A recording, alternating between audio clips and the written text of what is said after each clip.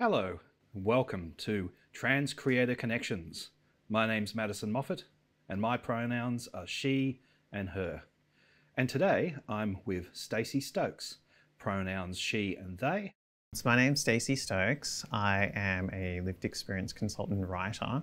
I was previously incarcerated in a men's prison, in notorious prisons such as Port Phillip, and that's what I generally write about. When you say write about, what form does that often take?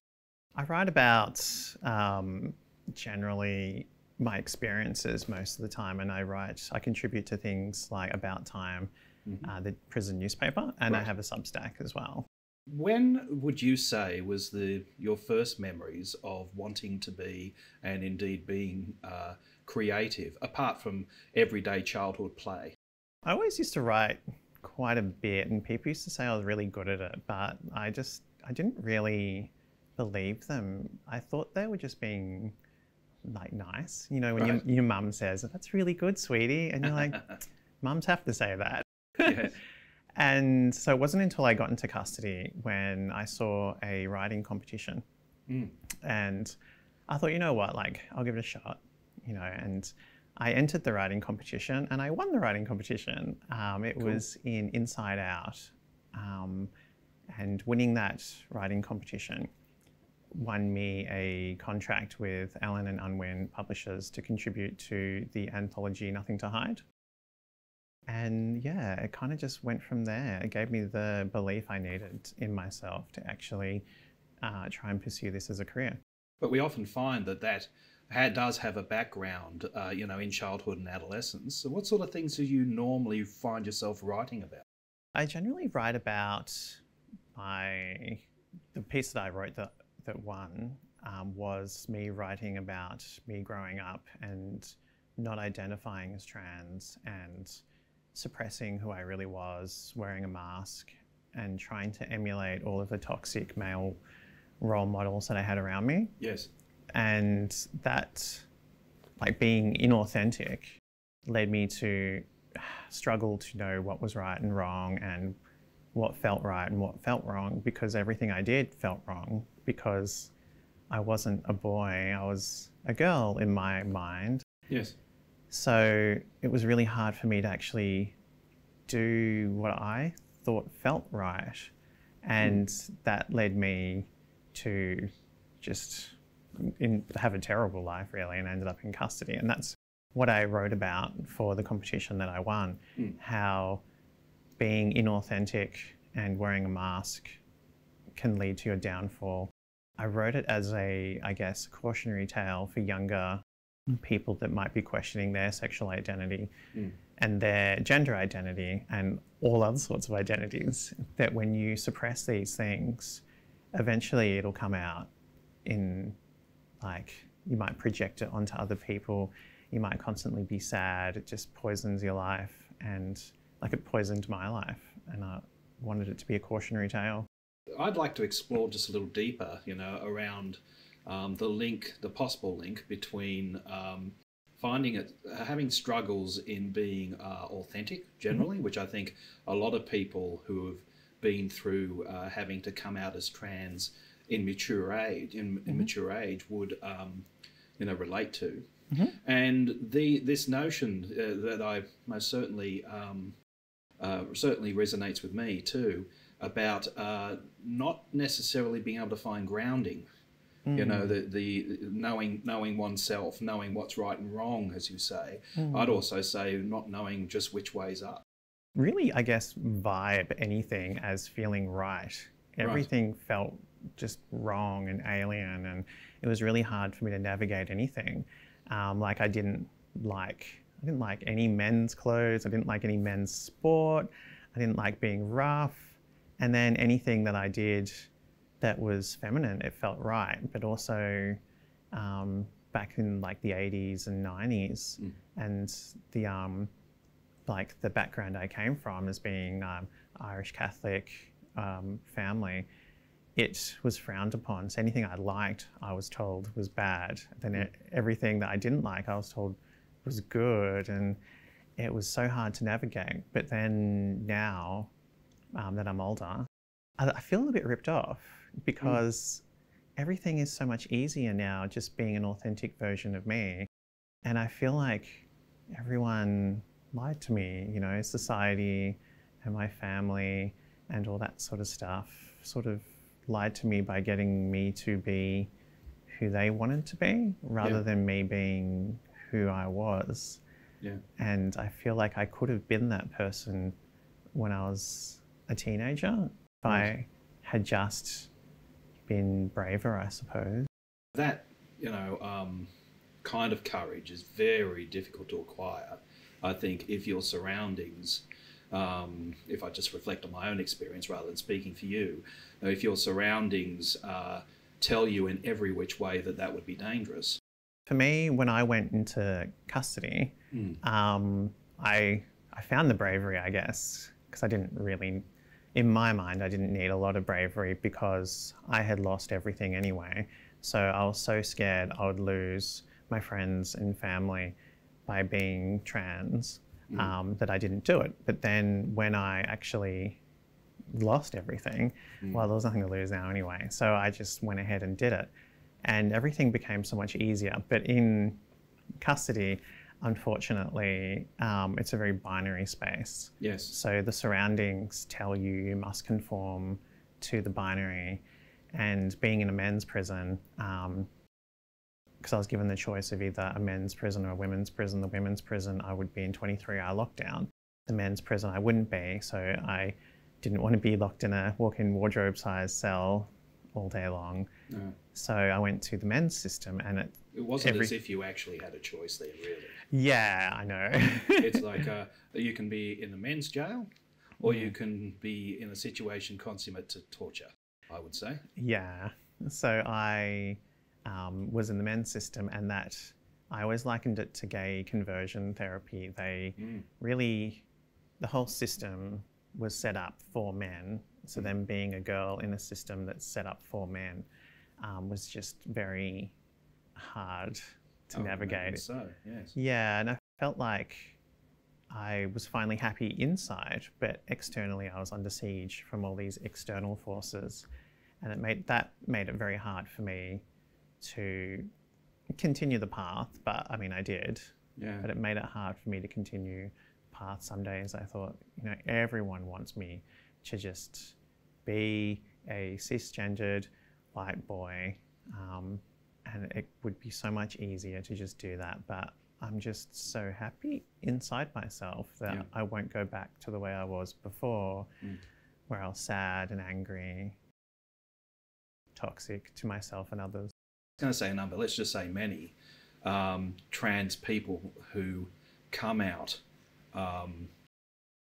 in their mature age often end up doing so in circumstances where they have either little or at least less to lose. And I think that you've explicated that your admittance, you know, into the incarceration system was essentially the trigger for that for you. But a lot of people have in their minds, I think, that, you know, there's this system that, you know, you go into that system and there's an opportunity for you to be rehabilitated, and then you leave that system and restore your life again.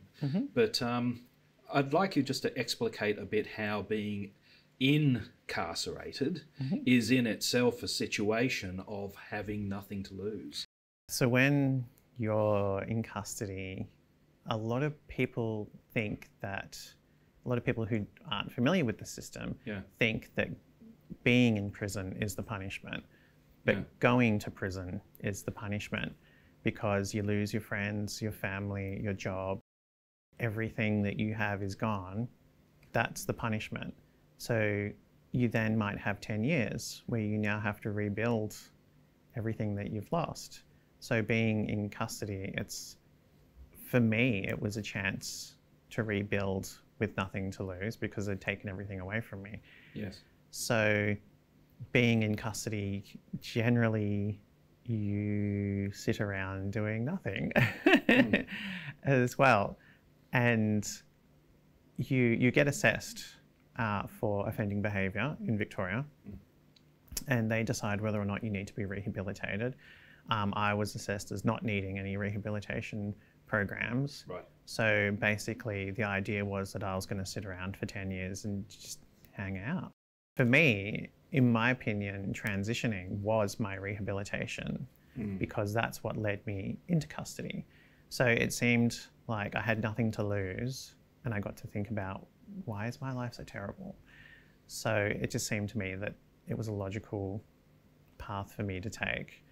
But yeah, it's definitely going to prison that is the actual punishment. And then you're in a position where you have nothing to lose anymore because you've already lost everything. And then it leads people to a point where they then get released and everything's gone.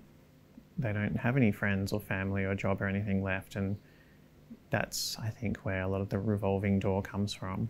It's almost like a kind of psychological break from what you're experiencing in the outside world. Although now that you're in, it's hardly ideal, but it gave you some space. Bit of a tabula rasa, I suppose. It's a clean slate. Everything is washed away and you have to just rebuild again from the ashes of what your life was. I don't think many people would be the same after going through the prison system. You come out of it changed somehow. Yes. Yeah, whether it's for the better or for the worse, but you come out changed somehow because you've just lost everything, and whether or not that's something that makes you be reborn or something that makes you angry is, I guess, up to the person. So you're saying, like, being in prison is not the punishment. The punishment is going to prison. Yeah. And that's that break. But on the other hand, it would seem to me, when you're talking about the prison being a very binary space, that you're implying there, and perhaps you can explicate for us, that it's also not a particularly easy place to transition in. I guess to explain, going to prison, you lose everything, and humans are adaptable. So humans can live in deserts, they can live in war zones. You get used to all sorts of different hells, and you adapt to that hell that you're in, and it just becomes your life, and you get kind of used to living in that hell. It doesn't take away from the fact that it's still hell. So being trans in a men's prison is extremely hard. When you go into custody as a cisgendered white person, like a white guy, you go in there, there are 1,000 other cisgendered white guys. You can fly under the radar and no one knows you. But when you go in there and there are 1,000 men and there is one trans girl, one person that looks like a girl, every single person knows your name. Every single person knows which cell is yours, which unit you're in. They know everything about you. You go from one unit to another unit. You might go down to medical and everyone's woof whistling at you. Random people will come up to you and they'll know your name and they'll know things about you, and you'll think, I have no idea who you are. Like, I would get love letters. I had love letters that I'd get my washing bag back and it would have my underwear in it with a love letter. And I'd be like, oh, lovely. How sweet.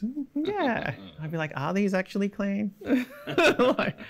And I had inmates who became so obsessed with me that they were moved to Thomas Embley, which is the psychiatric prison, because they were just completely obsessed with me.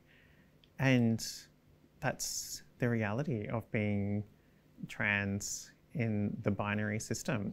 In your case, the experience of having entered the system, having mostly, one never fully transitions, of course, in life, but having mostly transitioned. This is you transitioning in that environment. Yeah, so when I went into custody, the judge was informed that I was trans, and the judge put it in my sentencing that I was transgender. Right. So the prison was aware of the fact that I was transgender. So I did my entire prison sentence as trans, and I transitioned more and more on the HRT. Yes. Because I had issues obtaining my HRT when I first got in there. There was probably 2 years where I didn't have access to any of my meds. No. And then I eventually did get access to my medication, and I started transitioning more and more. And like, it was very, very awkward. A lot of times I was very uncomfortable with a lot of the things that happened. Yeah, the strip searches, all sorts of things like that. It was very, they would say to me, like, I was given a clothes hoist to hang my clothes up in my room because they didn't want me to use the line that was outside in the yard, because they didn't want my panties hanging on the line, because it might give the boys a bit too much. They might get a bit too worked up. It's almost as if the prison system should have instead recognised you as female and selected an institution for you accordingly. Yeah, well, one of the interesting things is as well that the medication I was on chemically castrates me. So I don't really know why they would need to have put me in 23-hour lockdown. It's like and was that the justification given to you, was it? That you were some kind of threat? It was implied. They were like, we have to think about everyone's safety. And it's like, I'm castrated. And they're like, yeah, but like, you're so much bigger than a normal girl. And it's like, have you seen the girl? Some of these girls could eat me. Some of these girls are big girls. Like, yeah, and it was like they thought, and it was also slightly insulting too, that they're happy they can send a trans girl to a men's prison where they can be pretty confident some bad things are going to happen to me, or they can send a trans girl to a female prison and something bad might happen, So it was like, it was almost like they're more than happy knowing something bad will happen to me rather than risk the chance of maybe something bad happening. Some remote possibility of behaviour on your part that could then probably be stopped and corrected. Yeah, it was so strange. And it was like, well, bearing in mind that if you have a trans girl in the women's system, like, we stand out, like, everywhere. So one trans girl wandering around, and you keep an eye on us, and we're chemically castrated. I feel like we can't be that stupid to then go, you know what, I'm going to go and sexually assault everyone. Because first of all, chemically castrated, so it's a good effort if you can manage it. Yeah. But also, like, everyone's watching. Cameras everywhere. And it's like, with me though, it's like everywhere I went, I had to be careful. And the amount of PTSD I have now from spending like 8-9 years while I was in custody, just being hyper-vigilant, because my safety was up to me, because the prison walls, it's their own little kingdom. Yeah. So the narrative is written by the guards, basically. So if they say something happened, then that's what happened. Yeah. So something bad could happen to me and they could say, oh, we didn't notice. Yeah. We weren't watching. There's a blind spot in that area the cameras couldn't see. So many different excuses that I just wasn't prepared to risk my safety. When something horrible happened to me, and they were watching YouTube instead, it's probably what I would have been doing if I was working. Particularly in a boring job like that. Yeah, that's right. So that's how my mind was running. And so I was thinking, they are 100% watching YouTube. They are not paying attention to what's happening to me. I have to make sure nothing bad happens to me. There was one of the prisons I was in, Paul Daniel, the serial killer, was in that prison. And he was exclusively preying on women. And I actually looked like a woman. And it's one of those things that I have to be careful with, the knowledge of this is who is around me. So it was very nerve-wracking. This is one of my favourite pieces that I wrote. It's called Future with No Prisons. If we maintain our current course, the future of prisons is an ever-expanding series of storage facilities for broken people. Our society would rather make those who struggle to conform to society's laws sit in the naughty corner, rather than delve into the reasons for their behaviour. We are put in a cage, given no therapy to fix why we are broken. We are alone in a world of predators and no one cares. Every complaint is met with, if you don't like it, then you shouldn't have come to jail. Nothing to do but think, angry and bitter, surrounded by negativity and still broken. And then we are released, because we will be released. We are still broken. The reason we couldn't conform to society's laws still remain. But now we have a criminal record, so we can't get a job, and the police visit us first whenever a car goes missing in your neighbourhood to remind us we don't trust you, because our society cannot forgive us and will never forget that one thing we may have done wrong. If your children were naughty, would you just lock them in their room and not discuss what the issue is, and then constantly raise that they're naughty for the rest of their lives? That sounds emotionally abusive. Many of us have had extremely traumatic events take place in our lives at a young age, and this has stunted our emotional growth and development. Many of us are emotionally still children. We need access to therapy. For some, drugs have been our escape, our coping mechanism, and after jail, the only thing that makes life worth living. We need help and healing, but that's our problem, right? Wrong. When you're waiting for an ambulance and none comes because they're all at a shooting, an overdose, a stabbing, it's your problem now. Your house is broken into by someone with a drug addiction. Maybe if they'd gotten support, your house would not have been burgled, your car stolen, your comfort zone violated. How about we consider the cost of the whole useless system? Victoria spends roughly $150,000 per inmate per year, billions of dollars Australia-wide. Is it really worth spending $150,000 a year to keep someone struggling with a drug addiction off the streets when you can still get drugs in prison and there's no support? Then they get out and do more drugs. There is nothing to show for it. That money could have gone to education and healthcare. Your struggling children who need that little bit of extra help at school could have got that help. You need surgery? That waiting list could be shorter with that money spent on healthcare, not to mention what we could offer to society if we're allowed back in. The future we need is one that centres around healing and education, one where we are all given the support to address the broken parts, not create more, where real pathways exist to learn and be connected. The future without prisons is a world where we all have a place and no one is left behind. And yet in that environment, that's where you came across the opportunity to branch out into creative work.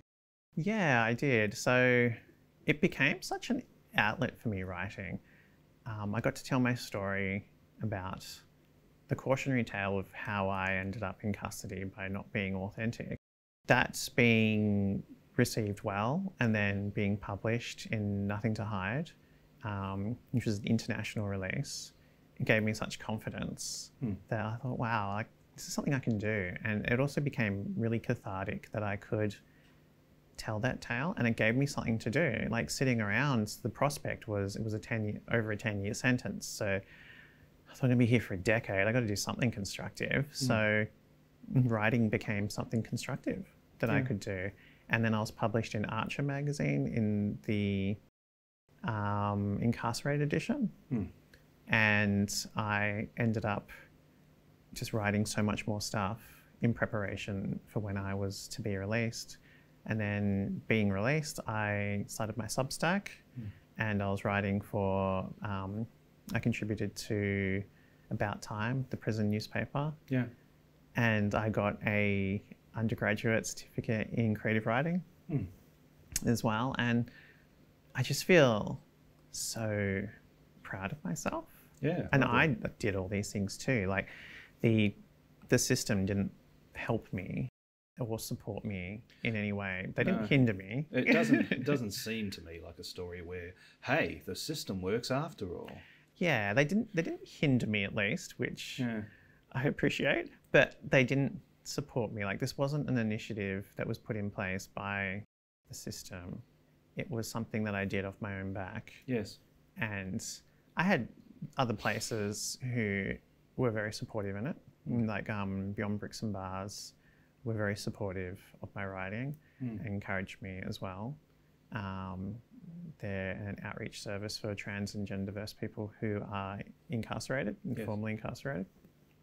So they helped encourage my dream and aspirations in writing, which I really appreciated. And yeah, it's been really good to know that I feel like an adult somehow. Yeah. Like I have an undergraduate certificate and I'm a writer. Yeah. Yeah. And it's like from this situation of real adversity, also within the context of increasingly realizing what being trans for you means, it seems that creativity has both played a part, but also a more creative life has actually been a result. It's been also, I guess, an outlet for everything as well. Yeah. It's the way for me to vent everything. I guess creativity has been my way to make sense of everything that happened to me and everyone around me as well. That's one of the biggest inspirations for me to write as well. A lot of the things that I saw in there, I had a queer friend who had taken their own life while we were in custody, and I feel like they did that because they were so isolated. And that's why a lot of the time I try now to tell the reality of prison, but also writing for About Time, the prison newspaper. Yes. And I'd previously written for Paper Chain as well. It gives me the opportunity to reach the people who are in custody so they feel less isolated and sort of just give them things from the outside. Like I wrote about the Midsummer Parade and how there was no police there this year, and some of them might not even know that there was a Midsummer Parade. Yeah. You know, whether or not they might want to go or not, they might not have even heard of it. They might be doing 20 years and be like, what's that? And by me writing these articles and putting them in About Time and having them go into the prison, they get to read about these things. So the creativity has been not just the lifeline for me, but for other people as well. I think it's a true example of a little catchphrase that I try to throw around as much as possible, given the work that I do with people, including with yourself, of communal creativity. It's also, like I've mentioned to a few people before too, that About Time is reviewed by the commissioners of different states, and they vet what it is that I will write. And I'm fine with that too, because I'm happy to compromise in order for my voice to be heard by the people who are incarcerated. Yes. And yeah, like the communal creativity is what you say is, it's communal, you know, as well. Yeah. It's everyone sort of coming together, and sometimes that needs some compromise on everyone's part.